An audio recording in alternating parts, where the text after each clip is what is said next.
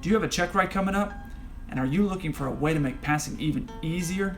Whether you're learning to fly and studying for your PPL or private pilot license, or you're getting a new type rating, the method I'll teach you in this video works, and I'll explain to you the science behind it. Coming up. 963 heavy, sliding 190, maintain 10,000, runway 18 left, clear for takeoff. Allow myself to introduce myself. Hey crew, welcome to 7-4 Gear. My name's Kelsey, I'm a 747 pilot. Today in this video, I'm going to be covering how to study to successfully pass your Checkride. And throughout this video, I have 3 secret tips that I use to help make it even easier. If you've watched my other videos and you found them to be helpful, go ahead and hit the like and subscribe button now. Thank you so much for watching. Ariana, what should everybody do now? Subscribe. This is the channel to subscribe to, if you're going to subscribe to any. In the comment section, let me know what it is you're studying for and any specific questions you have, and I'd be happy to help. Preparation is one of the most important factors of aviation. Preparing for a flight or preparing for any event in aviation, if you do your preparation and your homework, that's going to make the actual event a lot easier. Where I excel is ridiculous, sickening work ethic. The same applies for your Checkride. I break my Checkrides into 3 parts. Obviously you have your oral and your practical or your actual flight portion of your examination. And the third part that I break it into is dealing with your examiner. You want to set the tone of how this examination is going to go. You want to give them 0 excuses of why not to pass you. Here's how you prepare. When you find out which examiner you've been assigned, get some gauge on them. Most examiners have specific things that they really like to focus on, whether it be regulations, a system on the aircraft, or they like you to draw pictures. You want to find out what it is specifically that they like to ask, so you can put special detail in studying that. I had a guy once say to me, well, that's like cheating. No, that's like preparing. If he wants to ask specific stuff, and you've done the homework and research to find out what it is that he likes to focus on, if anything else, he's going to say, wow, this guy took the time to prepare for this. And again, preparation is key. When you show up to the exam, you want to be well dressed. You want to have all the documentation that they are going to want from you prepared and ready to go. If you have a logbook that's a digital logbook, you want to have it printed out and in a nice binder so you can show it to them. If you have a regular logbook, review it or have a friend review it and see if there's anything missing or the totals aren't adding up. You want to give them everything so they say, this guy's really prepared. Something about an examiner that you may not know is that their licenses are on the line as well when they pass you. If they pass you and then in a couple of months you go out and have an accident or have an incident, they're going to be investigated and get asked all kinds of questions about what you did and what you did to pass. You want to give them 0 doubts that you're going to be of any issue after that Checkride and that point forward. It's important for you to set that tone when you go in there and meet with them. Looking presentable, having everything in order and everything prepared, and they're going to say, hey, this guy's really prepared. And that's going to be a positive check in your box. The oral portion of your examination is usually going to start with a little bit of small talk.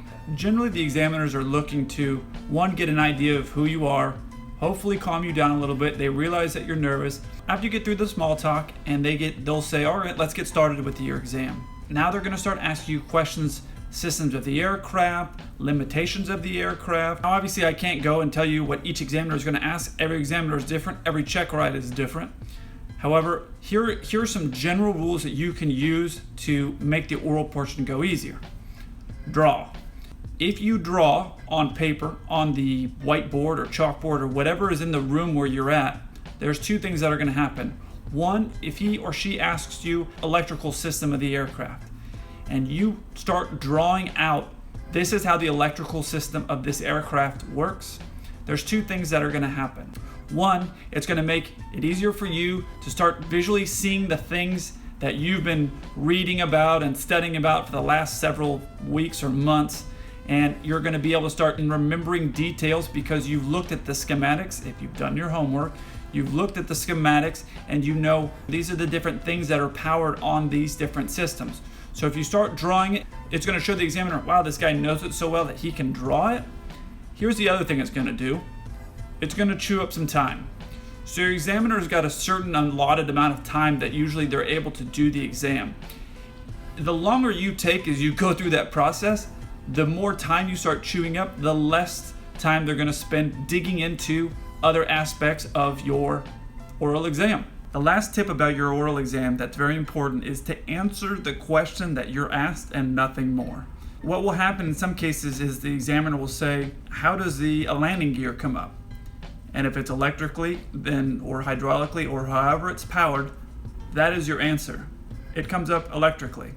Done. Nothing more. If they want to ask more questions about it, they can ask more.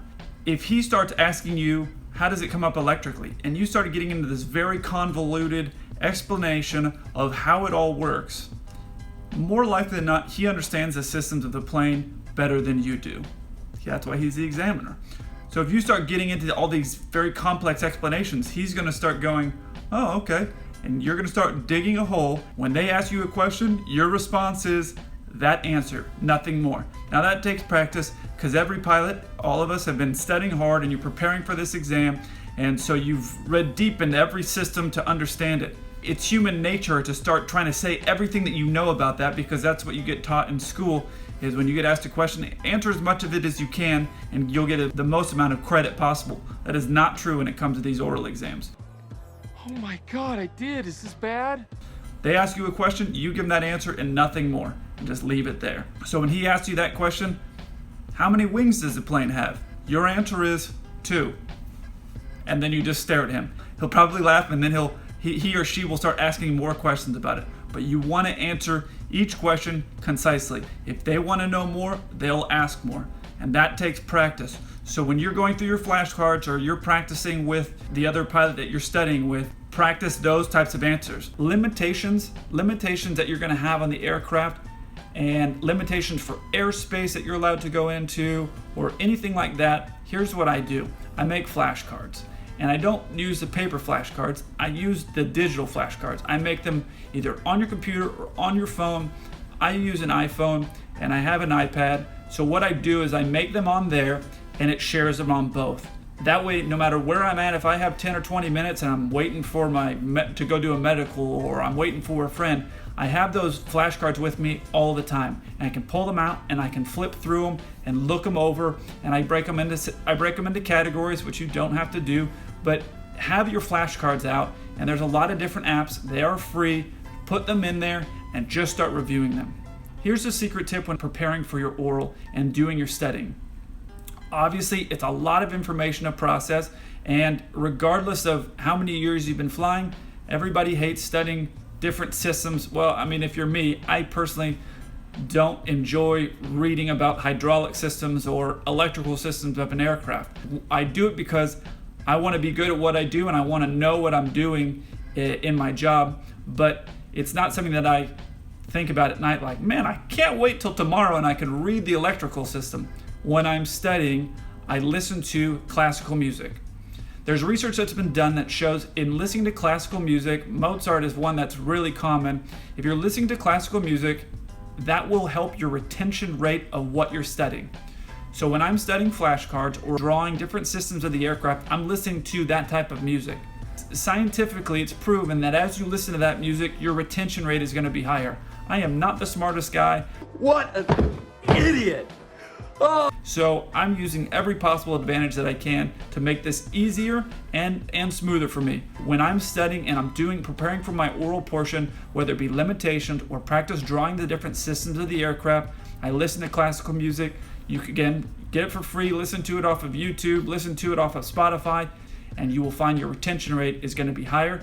And again, when you go in there into the exam and he or she starts asking you questions, limitations, and you have them right on the tip of your tongue, hey, what's the airspeed for this? Or what are the rules about this? And you say it right away, they're gonna say, wow, this person has really prepared, and that's gonna save you from getting deep into that system or deep into a specific thing.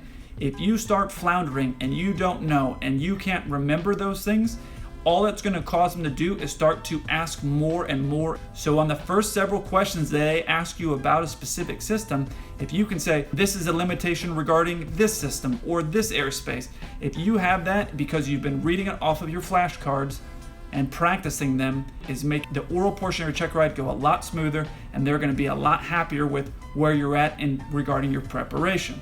All right, here we go. The flying portion of the exam is either going to be done in a plane or in a simulator. Either way, it's the exact same way that you prepare for it. What you can do is chair fly. That's something that you learned early in your career. I honestly didn't spend a lot of time doing it, and I kind of brushed it off as whatever, I don't want to do that. I chair fly for all of my exams now, and what I find is it prepares me and has me and ready to go when it's time to actually do the maneuver. That preparation is going to make your flying portion of your exam a lot easier. The number of times that you keep practicing and doing that specific maneuver, the more times you do it, the easier it's going to be when it comes to your Checkride. It's going to be a lot smoother. Here's my secret tip when it comes to my flying Checkride. I chew gum. Yeah. If you're really nervous, you generally won't eat. If you've ever had to break up with a girlfriend or a boyfriend and you've been freaked out about it and you're really nervous, you won't eat, and it will, that anxiety level gets increased and your body isn't hungry anymore. What I do is I chew gum. Chewing gum, it naturally reduces the anxiety level that you have, and it calms me down. I remember when I was early in my career, if I was gonna do a really windy, crosswind, difficult approach that I had to do, or that I wanted to do, I would chew gum. Oh, nothing like a little 30-knot crosswind to exercise the old sphincter muscle. And I just found that it would calm me down, and I don't know, I felt like a boss that I was doing it. And then I realized that Iceman from Top Gun chewed gum, so you're everyone's problem. Obviously, I mean, it wasn't that he was really good, it was that he was chewing gum. Chewing gum has been scientifically proven to help reduce anxiety. So if you've done all the preparation and you've chair flown and you've gone over every single procedure and you know it cold, obviously when it gets the time to fly in the simulator or in the plane, some people just get nervous. I still get nervous, most people get nervous. It's just an instinct. If you're a pilot, you want to be good at what you do and you want to successfully pass all this training and stress that you've gone through, you want to pass. Chewing gum will help you calm yourself down. I don't do it for the oral portion of the exam because I think it's rude to sit there and chew gum while someone's talking to me, but when I'm flying, I'll chew gum every time. That's my secret tip when you come down to the practical portion of your exam.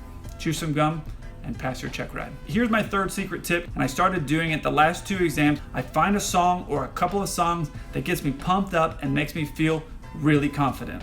The last Checkride that I did, my 747 Checkride, before I went in there, I was listening to Ice Cube. I think Check Yourself. I don't know what it was. A couple weeks before my Checkride, I heard it, and I don't know, it got me pumped up. And I liked it because it said, check yourself before you wreck yourself. Generally, if you fail a Checkride, you've screwed yourself. It's not that the examiner set out to fail you. They want you to pass. You'll go in and you'll be nervous, or you didn't prepare, or whatever it is, and you'll end up ruining it for yourself. There was something about that video that hit home for me, or that song that hit home for me. I put it on my phone, and as I walked into the training center for my 747 Checkride, I had my headphones on, and I was listening to that song. And something about everything, I was just pumped up and ready to go. When I finished the Checkride, one of the examiners said to me, yeah, I see a lot of Checkrides. You really did a great job on this. I'm not saying that Ice Cube is responsible for me passing my Checkride, but if he wants to follow me on Instagram, it's at 74gear. Feel free to drop me a DM. Okay, crew, that wraps up my tips of how to successfully pass your Checkride. Now that that's done and you've successfully passed your Checkride, what do? You go and party. Mike Tyson? This is my favorite part coming up right now. What you don't do is don't go get wasted and take the plane that you just passed a Checkride on and then go fly your friends around in it. Don't do that. That is not good. Okay, now that you passed your Checkride, what do? Go do something that you really enjoy. Go have drinks with your friends. Go out and have dinner with your family. Go out and celebrate and enjoy all this hard work that you've put in. Most people who aren't in aviation won't know and appreciate all the effort and stress that you went through to pass. feel free to come back here, leave a comment, let me know that you passed. After you pass your check ride, go out and do something you really enjoy. Please come back here and comment, let me know what check ride you passed and if this information helped you. If you enjoy these videos, hit the subscribe and the like button. I look forward to hearing from you. Until then, keep the blue side up. All right, everyone. You're dismissed.